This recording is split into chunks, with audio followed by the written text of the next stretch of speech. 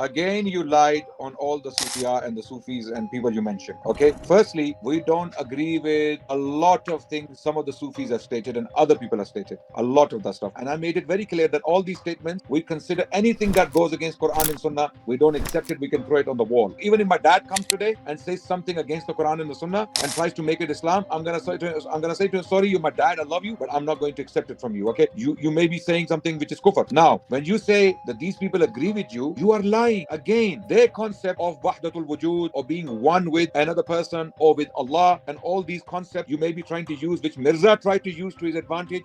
This is amazing. This is actually proving our point that Mirza Saab and his followers, they are using some of these highly problematic, controversial, even kufr statements to qualify their kufr as Islam. I repeat, Mirza Saab and his missionaries, they tried to use this kufr state made by people in the past. They tried to use these statements to their advantage to claim prophethood. None of these people you mentioned, with due respect, believed in a prophet after Muhammad sallallahu alaihi wasallam. Whether Dilli, Buruzi, Ummati, name it, they never claimed another prophet after Muhammad sallallahu alaihi wasallam. Even those who wrote Chishti Rasulullah didn't actually say Chishti was Rasulullah. They didn't say Chishti was Nabi Allah. Okay. However they said it, whatever they meant, we're not going to go into that. It's their action. They will have to stand up to Allah and respond to these things. Okay. But none of them claimed another prophet after Muhammad sallallahu alaihi wasallam. This is the point. You did. You guys did. You made a prophet after Muhammad sallallahu alaihi wasallam. You called him a Zilli Nabi, a Buruzi Nabi, an Ummati Nabi. So don't lie on people. Don't say they believe in the same concept of Zil as you do, because you connect Zil with prophethood of Mirza Ghulam Ahmad Qadiani.